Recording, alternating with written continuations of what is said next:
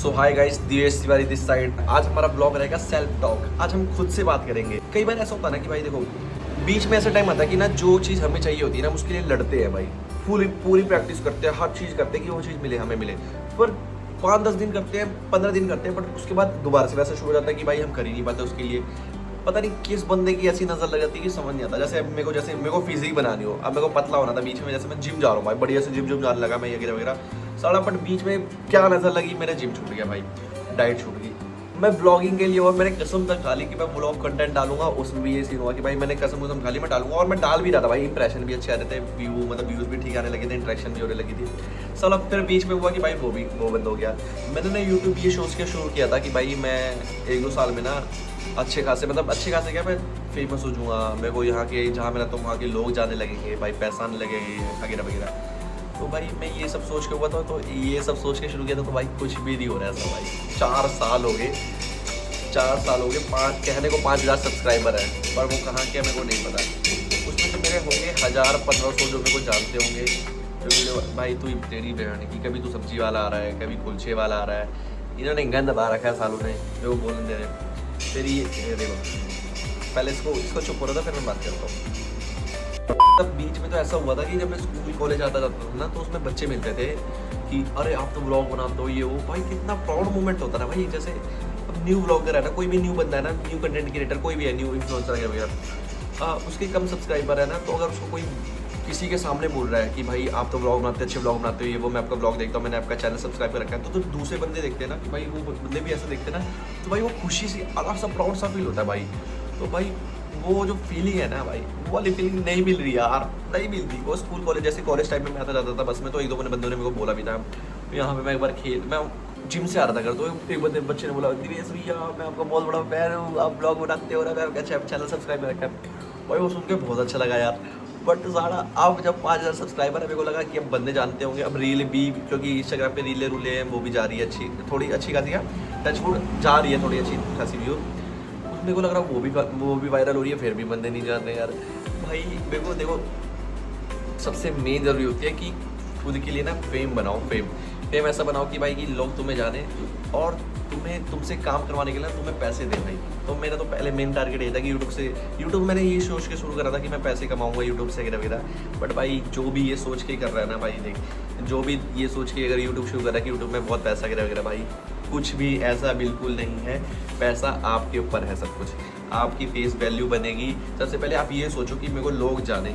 अब मैं ये है कि मैं ना बीच में ऐसे कंटेंट डालता था, मतलब जब मैंने जो शुरू में एक नई आईडी शुरू करी थी, कंटेंट डालता था, उसमें ना मैं ये डालता था कि कुछ भी भगवान का डाल देना। चलो भगवान की अच्छी बात है, बट यार जो मेरे फेस वैल्यू है ना, वो नहीं पता लगेगी यार।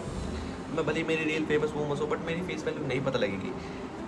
यूट्यूब, इंस्टाग्राम, जो भी पैसा कमाने की चीज़ है ना, उसमें आपकी फेस वैल्यू बहुत ज़्यादा मायने रखती है गाइस। आप कुछ भी कंटेंट बना रहे हो ना, तो उसमें ये सोचो कि मेरा जो फेस वैल्यू है ना, फेस वैल्यू या फिर मेरे को फेम मिले। सबसे पहले फेम का चक्कर होता है। अगर आपको फेम मिल रही है ना, तो कोई भी बंदा होगा, जैसे मेरे को किसी चीज़ का प्रमोशन कराना है, तो मैं सबसे पहले देखूँगा कौन सा बंदा है, कौन सी सोसाइटी, मतलब कौन से एरिया के अंदर रहता है, और उस पर कितनी फेम है कितने बंदों की, और इसके फॉलोअर्स कितने हैं। मतलब एक्टिव फॉलोअर्स की कोई फॉलोअर्स सिर्फ एक नंबर है भाई। उसके अंदर जो आपके लॉयल बंदे और एक्टिव फॉलोअर्स है ना, वो मायने रखते हैं। तो और वो कैसे पता लगेगा? आपको पता लगेगा आपके कमेंट से। जो भी आपकी रील डलती है ना, उसमें जो कमेंट आ रहे हैं, स्टोरी लाइक आ रही है, फिर कंटेंट जो भी आप यूट्यूब पे डाल रहे हो, उसमें जो भी कमेंट आ रहे हैं ना, तो वो है आपके असली बंदे। मतलब आपके असली बंदे क्या, आपके एक्टिव फॉलोअर्स, जो आपके कंटेंट को पसंद करते हैं, आपको पसंद करते हैं, आपके पॉइंट ऑफ व्यू से एग्री करते हैं। तो अगर आपकी आईडी जो भी रूल डाल रहे हो, अगर आप में ऐसे बंदे नहीं है ना, तो जो फॉलोअर्स है ना, वो सिर्फ एक नंबर है। तो मेरा सीन यही चल रहा है सेम। पता नहीं, बंदे मेरे से प्यार करने वाले भी हेट कर रहे हैं, हेट करने वाले भी प्यार कर रहे हैं, समझ नहीं आ रहा कुछ। बट जो मेरे अपने हैं वो तो मुझे पता है अपने हैं, बट मैं श्योर ही नहीं हूँ कि इस पर, क्योंकि कौन मेरा अपना है भाई। ये सब मैं अपने लिए नहीं कर रहा, मैं एज अ सबको बोल रहा हूँ कि जितने, क्योंकि मैं ही ब्लॉग नहीं बनाता, मैं ही कंटेंट नहीं बनाता, मैं यूट्यूब पे इसलिए नहीं शुरू कर रहा था कि मैं पैसे कमाऊँ। बहुत बंदों ने सोचा होगा। तो भाई अपना टारगेट ये रखो कि किसी तरह बस मुझे को फेम चाहिए, चाहे आज मिले चाहे कल मिले, 5 साल लगे, 10 साल लगे, 10 साल से ज़्यादा नहीं भाई, 5 से 10 साल लगे, कोई चक्कर नहीं।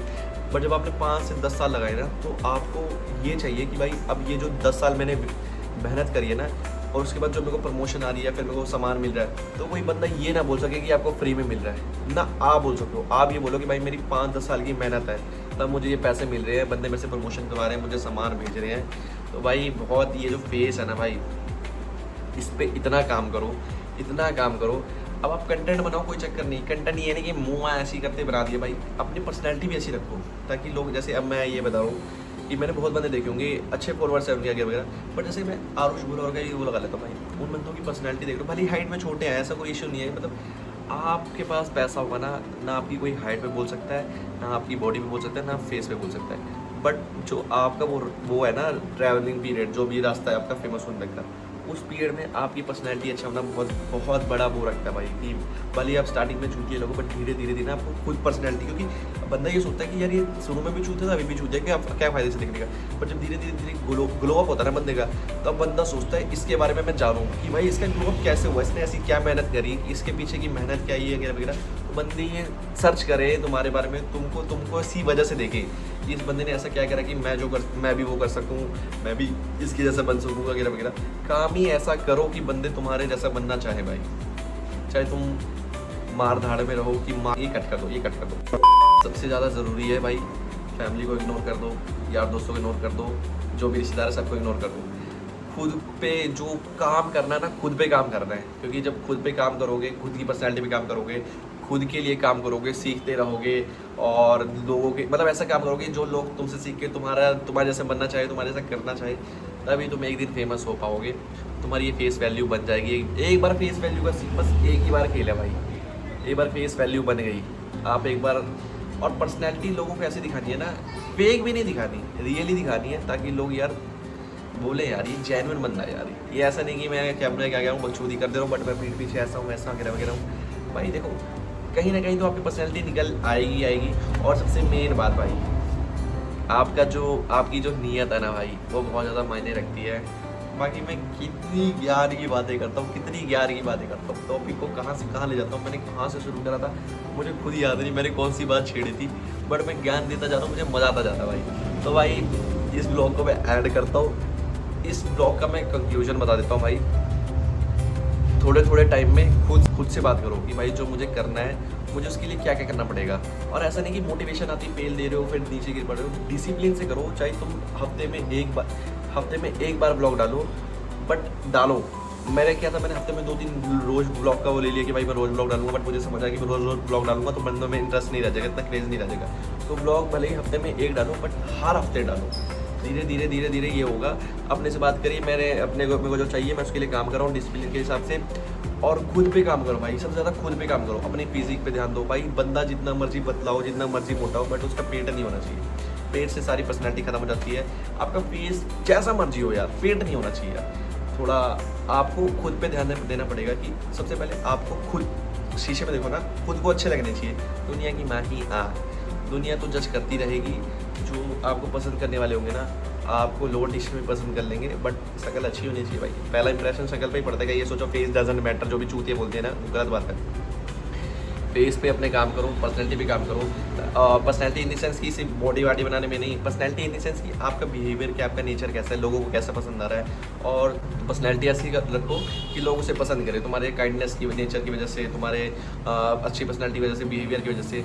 और तीसरी चीज़ ये है भाई कि भाई अपने जो सब कुछ करो, आपकी जो नीयत है ना उसे अच्छी रखो। तो भाई ब्लॉग को मैं ऐड करता हूँ, मेरा यही कंक्लूजन है। 3 बात कि अपना जो भी आपको अचीव करना है उसके लिए डिसिप्लिन से काम करो, दूसरा खुद पे काम करो, और तीसरा भाई अच्छे इंटेंट से काम करो। बाकी जय श्री राम। ब्लॉग को एंड करते हैं। ब्लॉग कैसा लगा प्लीज़ बताना। श्री दिवेश ज्ञानी बाबा के लिए प्लीज़ कमेंट करना, और भाई कमेंट जरूर करना। तुम्हें तुम्हारी होने वाली बंदी की कसम, नहीं तो तुम्हारी बंदी भाग जाएगी, ठीक है।